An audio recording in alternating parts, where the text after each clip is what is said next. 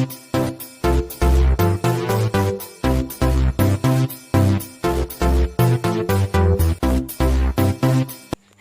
friends, welcome. So today we're going to discuss the first chapter of class 7, three questions. So it is written by Leo Tolstoy. So मैं आपको एक brief description दे दूं कि इस chapter के बारे में कि ये चैप्टर है क्या. एक किंग था, उसके पास कुछ 3 क्वेश्चंस थे जिनका वो आंसर ढूंढ रहा था. इस स्टोरी में हम देखेंगे कि क्या वो क्वेश्चंस क्या थे और क्या किंग को वो आंसर मिले जो उसे चाहिए थे, जिस टाइप के क्वेश्चंस आंसर उसे चाहिए थे. Let's start. ये 2 पार्ट्स में डिवाइडेड है, तो हम फर्स्ट पार्ट करेंगे रीड. सो एक सर्टेन किंग था. वो सोच रहा था कि वो कभी भी नहीं हारेगा अगर उसे ये 3 चीजें पता होंगी या उसे ये 3 क्वेश्चंस के आंसर मिल जाएं. वो 3 क्वेश्चंस क्या थे, चलिए जानते हैं. वो 3 क्वेश्चंस थे. फर्स्ट था, what is the right time to begin something, कि किसी काम को करने का सही टाइम क्या है. और which people should he listen to, उसे किसको सबसे पहले सुनना चाहिए, किसकी बात सुननी चाहिए उसे हमेशा. What is the most important thing for him to do, उसके लिए सबसे इम्पॉर्टेंट क्या चीज़ है करने के लिए. जो किंग था उसने अपने मैसेंजर्स जो थे वो पूरे किंगडम में भेज दिए और प्रॉमिस किया कि वो जो भी उसके क्वेश्चंस का आंसर दे देगा, तीनों क्वेश्चंस का आंसर दे देगा, उसे वो एक मतलब काफ़ी बड़ा अमाउंट देगा मनी का. काफ़ी सारे जो वहाँ के चालाक लोग थे, इंटेलिजेंट लोग थे, वो वहाँ पर. जो लोग आए उन्होंने सब ने ही अलग अलग टाइप के आंसर्स दिए उन क्वेश्चंस के. फर्स्ट क्वेश्चन का रिप्लाई कुछ लोगों ने कहा कि जो किंग है उसे एक टाइम टेबल बना लेना चाहिए और उसे स्ट्रिक्टली फॉलो करना चाहिए. और ऐसे ही कुछ और लोगों ने भी कहा कि क्या वो राजा जो है वो हर काम उसके प्रॉपर टाइम पे कर नहीं सकता. कुछ ने कहा कि ये इम्पॉसिबल है डिसाइड करना पहले से ही कि किसी काम को करने का सही टाइम क्या है. जो किंग था उसने सबकी बात सुनी और फिर किसी और ने भी कहा कि उसे वही काम करना चाहिए जो उसे इम्पोर्टेंट लगे. फिर कुछ लोगों ने कहा कि किंग को जो है वो उसकी काउंसिल चाहिए होगी, जो इंटेलिजेंट लोग होंगे थ्रू आउट द किंगडम, उनकी उसे काउंसिल बनानी चाहिए और उनसे पूछना चाहिए कि उसे क्या काम करना चाहिए, क्योंकि एक इंसान के लिए ये पॉसिबल नहीं है कि वो एक काम उसके राइट टाइम पे अकेले एक डिसीजन ले सके कि उसे क्या काम करना चाहिए इस टाइम. कि फिर कुछ लोगों ने कहा कि उसे वही चीज़ काम करनी चाहिए जो अर्जेंट हो. फिर लेकिन अगर वो उस काम को करने में काउंसिल की एडवाइस लेगा तब तक शायद हो सकता है कि डिले हो जाए. किसी भी काम को डिसाइड करना कि किस टाइम कौन सा उसका राइट टाइम है करने के लिए, ये सिर्फ तभी हो सकता है कि हम फ्यूचर में देख सकें. फ्यूचर में तो सिर्फ मैजिशियंस ही देख सकते थे. किंग जो था उसने किंगडम में से सारे मैजिशियंस बुलाए और फिर उन्होंने उसके सेकंड क्वेश्चन का आंसर दिया. कुछ लोगों ने कहा कि जो उसको सबसे ज़्यादा जो उसके लिए इम्पोर्टेंट लोग हैं वो है उसके काउंसलर्स. कुछ ने कहा जो पंडित हैं वो सब, और कुछ ने कहा कि उसे डॉक्टर से बात करनी चाहिए, और कुछ ने कहा कि उसे जो उसके आर्मी सोल्जर्स हैं उनसे बात करनी चाहिए. जो थर्ड क्वेश्चन था उसका कुछ लोगों ने आंसर दिया कि उसके लिए उसे साइंस, कुछ ने कहा फाइटिंग, कुछ ने कहा रिलीजियस वर्शिप यानी पूजा. जो आंसर्स थे उन क्वेश्चंस के वो सभी काफ़ी डिफरेंट थे। तो फिर जो किंग था वो सेटिस्फाइड नहीं था। सो उसने किसी को भी कोई रिवॉर्ड नहीं दिया।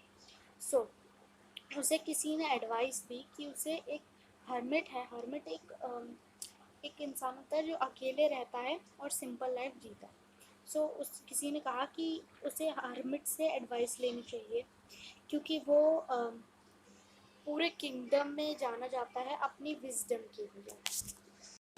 क्योंकि जो हर्मिट था वो एक सिंपल लाइफ जीता था और वो एक छोटे से फॉरेस्ट में रहता था और वो कुछ सिंपल लोगों के साथ रहता था। इसीलिए जो किंग था उसने भी सिंपल कपड़े पहन लिए और थोड़ी दूर पहुंचा जब वो उस हर्मिट की झोपड़ी तक, तब उसने अपने जो घोड़े थे वो अपने बॉडीगार्ड्स के साथ छोड़ दी और वो अकेला चला गया।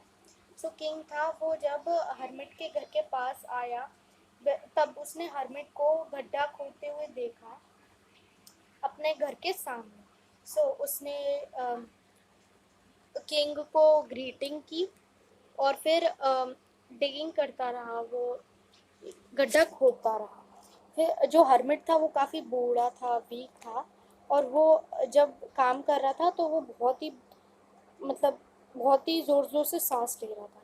सो जो किंग था वो हर्मिट के पास गया और बोला कि मैं आपके पास आया हूँ हर्मिट, कुछ 3 क्वेश्चंस है मेरे पास, उनका आंसर लेने। सो मैं ये पूछना चाहता हूँ कि मैं कैसे जान सकूँ कि किसी कौन सा काम उसके सही टाइम पे करूँ मैं, और किस इंसान को मुझे सबसे ज़्यादा सुनना चाहिए, या किस इंसान की मुझे सबसे ज़्यादा ज़रूरत है, या फिर वो और कौन कौन सी चीज़ें हैं जो मेरे लिए सबसे इम्पोर्टेंट हैं। जो हर्मिट था उसने राजा की बात सुनी तो पर उसका कुछ आंसर नहीं दिया, और वो फिर गड्ढा खोदता रहा। तो फिर राजा ने बोला कि अरे हर्मिट, तुम थक गए होगे, तो लाओ मैं तुम्हारे तुम्हारे मुझे ये दो, स्पेड दो, और मैं तुम्हारे लिए गड्ढा खोद देता हूँ। तो फिर उसने हर्मिट ने बोला थैंक यू, और फिर उससे वो स्पेड दे दिया, और फिर किंग था वो भी डिगिंग करता रहा। सो जो किंग था उसने 2 छोटे-छोटे गड्ढे खोद दिए उसके लिए, और फिर वो रुक गया एकदम से, और फिर उसने बोला कि उसने फिर से अपने क्वेश्चंस बोले, जो उसके 3 क्वेश्चंस थे। तो फिर किंग ने वो हर्मिट ने कोई आंसर नहीं दिया, और फिर वो खड़ा रहा और अपने हाथ को स्ट्रेच करता रहा, और फिर बोला कि अब राजा से बोला हर्मिट कि अब मुझे इस पेट दो, और तुम रेस्ट कर लो और मैं भी काम करता हूँ। तो जो किंग था उसने उसे स्पेड नहीं दी, और फिर वो गड्ढा खोदता रहा। 1 घंटे बाद फिर उसने फिर उसने जो सन था वो सेट हो गया था, और किंग जो था वो गड्ढा खोदता जा रहा था। तो फिर उसने एकदम से मिट्टी में गड़ाई स्पेड, और फिर से पूछा कि हर्मिट, मैं अपने क्वेश्चंस का आंसर जानने के लिए आया हूँ, पर तुमने मुझे अभी तक कोई आंसर नहीं दिया है। तो मुझे कब बताओगे, तो मुझे घर भी जाना है। तो फिर तभी जो हर्मिट था वो देखता है कि कोई अजनबी था, वो भागता भागता आ रहा था। फिर थोड़ी देर बाद वो जो आदमी था वो उठ गया, और फिर उसे थोड़ा ठीक लगा तो उसने कुछ पीने के लिए मांगा। तो जो किंग था वो फ्रेश वाटर लेके आया नदी में से, और फिर उसने उस इंसान को उसको दिया, और फिर उस टाइम तक एकदम शाम हो चुकी थी, और जो हवा थी, शाम की हवा होती है, जो ठंडी ठंडी हवा होती है, वो चल रही थी। तो किंग ने फिर से उसने हर्मिट की हेल्प लेकर उस उस इंसान को हर्मिट की झोपड़ी में बैठाया, और फिर उसका जो wound so here begins the second part of the story. So जो किंग था उसने पीछे मुड़ के देखा, तो जो अजनबी था वो काफ़ी बियर्डेड मैन था, उसकी काफ़ी दाढ़ी मूछ थी। तो फिर वो उसी के ही पास आ रहा था, और उसने अपने अपने हाथ दोनों हाथ थे वो उसने अपने पेट पे रखे थे, वो दबा रहा था अपना पेट, और उधर से बहुत सारा ब्लड निकल रहा था। जैसे ही वो किंग के पास पहुंचा वैसे ही वो बेहोश हो गया और ज़मीन पे गिर गया। तो जो किंग और हर्मिट थे उसने उस आदमी के जो कपड़े थे वो उतारे और फिर उसको देखा कि उसके पेट पे बहुत बड़ा वाव था, बहुत बड़ा घाव था। तो फिर किंग ने उसका जो घाव था वो धोया और फिर उसे अपने हैंकी से कवर किया और फिर भी ब्लड जो था वो स्टॉप नहीं हो रहा था। तो फिर बार बार किंग ड्रेसिंग कर रहा था बार बार और फिर आखिरकार जो ब्लीडिंग थी वो स्टॉप हो गई। और उस इंसान का जो वाउंड था वो रीड्रेस किया और फिर उसे बेड पे लेटा दिया और उसकी आंखें बंद कर दी और फिर वो थोड़ी देर सो गया। जो किंग था वो भी काम कर कर के थक गया था तो फिर वो भी ज़मीन पर लेट गया और सो गया। तो फिर जैसे ही वो अगले दिन सुबह उठा तो कुछ देर के लिए तो वो याद कर रहा था कि ये कौन है जो लेटा हुआ है बेड पे, ये दाढ़ी वाला इंसान कौन है। तो जैसे ही वो उठ के बैठा तो जो बियर्डेड मैन था वो एक वीक वॉइस में, मतलब बीमार होते हैं ना तो जैसी वॉइस आती है वीक वीक सी, वैसे बोला कि फॉरगिव मी। सो जो किंग था उसने बोला कि मैम फॉरगिव मी, मैं तुम्हें क्यों माफ़ करूँ, तुमने क्या किया। तो फिर जो किंग था उसने बोला, ओ सॉरी, जो बियर्डेड मैन था उसने बोला कि तुम मुझे नहीं जानते हो पर मैं तुम्हें अच्छे से जानता हूँ। और उसने बोला कि उसे पता था कि तुम, ये जो किंग है वो अकेले हरमिट के घर पे जाएगा। तो उसने चुपके से वो पीछे से गया और वो सोचने लगा कि मैं इसे मार डालूंगा। लेकिन जब वो जा रहा था वहाँ से तो जो उसके बॉडीगार्ड्स थे उन्होंने उसे पहचान लिया और फिर उसके पेट पे चाकू घुसा दिया जिससे उसको इतना बड़ा वाव हो गया। सो जो किंग था, वो जो बियर्डेड मैन था वो उधर से भागने लगा। मैं तुम्हारा दुश्मन हूँ उसने। और वो एक रिवेंज मतलब बदला लेने आया था क्योंकि उसने, किंग ने उसके उस बियर्डेड मैन के भाई को मरवा दिया था और उसकी जो सारी प्रॉपर्टी थी वो भी छीन ली थी। तो जो हर्मिट था, सो जो किंग था वो फिर से पूछने लगा कि किंग पूछने लगा उससे, हर्मिट से, कि आपने अभी भी मुझे मेरे क्वेश्चंस का आंसर नहीं दिया है। तो हर्मिट ने बोला कि तुम्हें तुम्हारे क्वेश्चंस का आंसर मिल चुका है। तो उसने बोला, किंग ने बोला कैसे, मुझे तो तुमने कुछ बताया ही नहीं। तो फिर जो हर्मिट था उसने बोला कि उसने घुटनों पे होके जो उसने, किंग ने जो दो गड्ढे खोदे थे उसमें बीज डाले। फिर वो खड़ा हो गया और उसने बोला कि उसके फर्स्ट क्वेश्चन का आंसर जो था हरमिट ने बड़े ही अच्छे तरीके से बताया। तो फिर उसने बोला कि अगर कल तुम मेरे लिए जो दो गड्ढे नहीं खोदते तो उस टाइम तो तुम्हारे ऊपर वो जो मैन था वो अटैक नहीं करता, और अटैक नहीं करता तो तुम मेरे साथ रहते ही नहीं और तुम उससे पहले ही चले जाते। तो सबसे जो इम्पोर्टेंट टाइम था वो था जब तुम मेरे लिए गड्ढे खोद रहे थे, और जो सबसे इम्पोर्टेंट मैन था तुम्हारे लिए वो था मैं।